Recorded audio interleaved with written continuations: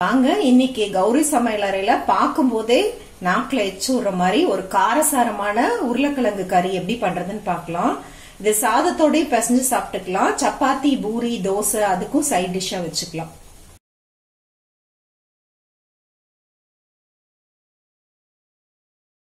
நாலு பெரிய உருளைக்கிழங்க குக்கர்ல ஒரு 4 விசிலுக்கு வேக வச்சு தோல் உரிச்சு வச்சிருக்கேன். ஒரு பெரிய வெங்காயம், ஒரு 5-6 பல் பூண்டு, 1/2 இன்ச் இஞ்சி, 4 பச்சை மிளகா, 4 தக்காளி, கொஞ்சம் நிறைய கொத்தமல்லி, கருவேப்பிலை. பெரிய சைஸ் வெங்காயம் அதை இந்த சாப்பர்ல போட்டு நல்ல பொடியா சாப் பண்ணிக்கலாம்.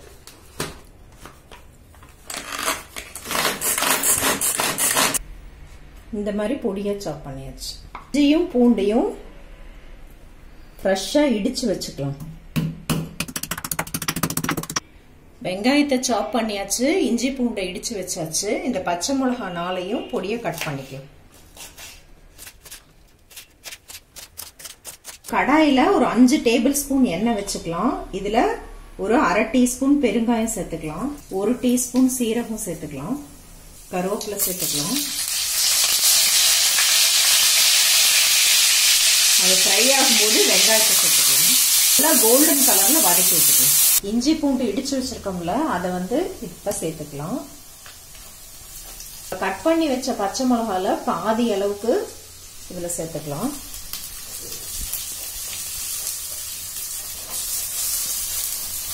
இது வதங்கறதுக்குள்ள நம்ம தக்காளியும் பொடியா சாப் பண்ணிக்கலாம். 4 பெரிய தக்காளி நான் 2 வாட்டியா போட்டு இதுல நல்ல பொடியா சாப் பண்ண போறேன்.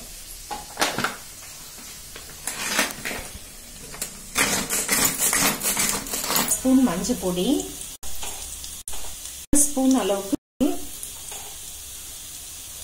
2 ஸ்பூன் கொத்தமல்லி தூள்,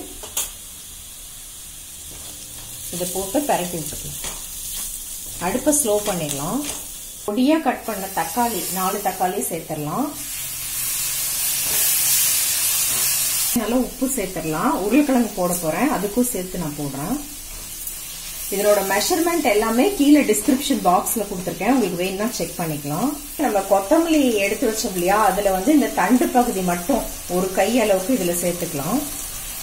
தக்காளியும் உப்பும் சேர்த்து நீங்க வதக்கும் போது, முதல்ல வெங்காயம் வதக்கும் போது லேசா அடி பிடிச்சிருக்கும் இல்லையா, அதெல்லாம் கூட கிளீனா வந்துரும். இப்ப இது ஒரு 4-5 நிமிஷத்துக்கு நல்லா ஒரு ஹை மீடியம்ல வச்சு வதக்கி விட்டுக்கலாம். தக்காளி நல்லா மேஷ் ஆயிட்டு எண்ணெய் பிரிஞ்சு வரணும். வச்ச உருளைக்கிழங்கு இப்படி பொடிச்சு விட்டுக்கலாம். நம்ம பீஸா கட் பண்ணி போடுறதை விட இந்த மாதிரி பொடிச்சு விட்டு போட்டோம்னா அது மசாலாலாம் நல்லா உள்ள ஏறி வருது, சாப்பிடறதுக்கு நல்ல டேஸ்டியா இருக்கு. பிரிஞ்சு வரும்போது 1/2 டீஸ்பூன் கரம் மசாலா சேர்த்துக்கலாம். நீங்க ஒரு 1/2 டீஸ்பூன் சீரகத்தூளும் சேர்த்துக்கலாம். நான் நம்ம கௌரி ஷாப்போட வறுத்த நாட்டு கொத்தமல்லி பொடி ஆட் பண்ணேன் முதல்ல. அதுல ஆல்ரெடி சீரகம் ஆட் பண்ணி தான் அரைச்சிருக்கோம், அதனால நான் சீரக பொடி சேர்த்தல. இது நாட்டு கொத்தமல்லிய நல்லா ட்ரை ரோஸ்ட் பண்ணிட்டு சீரகம் பெருங்காயமும் வறுத்துட்டு அப்புறமா பொடி பண்றதுனால இது நல்ல ஒரு வாசம் கொடுக்குது. இதனோட ஆன்லைன் ஷாப்பிங் லிங்க் கீழே டிஸ்கிரிப்ஷன் பாக்ஸ்ல கொடுத்துருக்கேன். இப்ப நம்ம பொடிச்சு வச்ச உருளைக்கிழங்க 3/4 வாசி இதுல சேர்த்துக்கலாம்.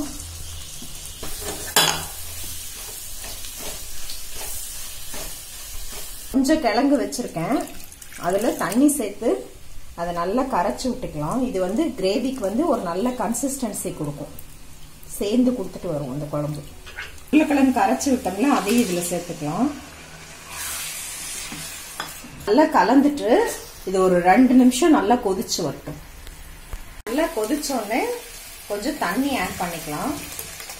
1 கிளாஸ் போல ஆட் பண்றேன். நான் சால்ட் செக் பண்ணி பார்த்துட்டு இன்னும் கொஞ்சம் சேர்க்கிறேன். 5 நிமிஷம் நல்லா கொதிச்சு எண்ணெய் பிரிஞ்சு வரட்டும்.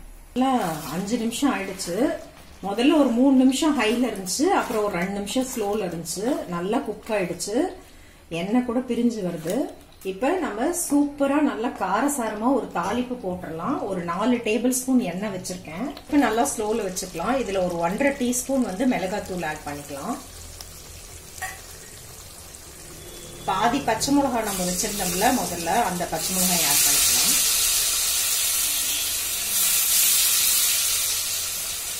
நாலு பச்சை மிளகாய் கட் பண்ணோம், அதுல 2 முதல்ல ஆட் பண்ணோம், இப்ப 2. கருவேப்பிலை பிச்சு போட்டுக்கலாம். கொத்தமல்லியில இருந்து கொஞ்சம் போட்டுக்கலாம்.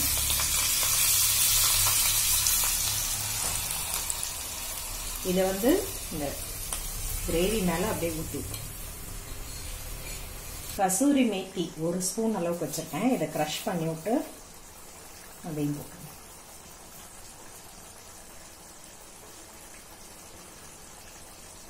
கொஞ்சம் ஃப்ரெஷ்ஷா கொத்தமல்லி தழை போட்டு நல்லா ஒரு மிக்ஸ் கொடுத்துக்கலாம். சூப்பரா நல்ல காரசாரமா சாதத்தோட பிசைஞ்சு சாப்பிடறதுக்கும் நல்லா இருக்கும். சப்பாத்தி பூரி அதுக்கெல்லாம் தொட்டுக்கிறதுக்கும் நல்லா இருக்கும். ஈவன் தோசைக்கு கூட ரொம்ப நல்லா இருக்கும் தொட்டுக்கிறதுக்கு. உங்களுக்கு வேணும்னா இன்னும் கொஞ்சம் திக்கா நீங்க பண்ணிக்கிட்டீங்கன்னா மசால் தோசைக்கு நடுவுல ஸ்ப்ரெட் பண்றதுக்கு, சப்பாத்தில ரோல் பண்ணி சாப்பிடறதுக்கு, பிரெட்டுக்கு நடுவுல ஸ்ப்ரெட் பண்ணிக்கிறதுக்கு, இல்ல உங்களுக்கு மிக்சட் ரைஸ் மாதிரி இருக்குல்ல அதுல சைட் டிஷ்ஷா வச்சுட்டு சாப்பிடறதுக்கு இன்னும் கொஞ்சம் திக்கா பண்ணிக்கிட்டீங்கன்னா அப்படி சைட் டிஷ்ஷா கூட நீங்க வச்சு சாப்பிட்டுக்கலாம். நல்ல சூப்பரான காரசாரமான உருளைக்கிழங்கு கறி. பார்க்கும்போதே சாப்பிடணும் போல இருக்குல்ல? ஏன் வெயிட் பண்றீங்க? செஞ்சு சாப்பிடுங்க. எப்படி இருக்குன்னு உங்க ஃபீட்பேக்ஸ் கமெண்ட் ஷேர் பண்ணிக்கோங்க.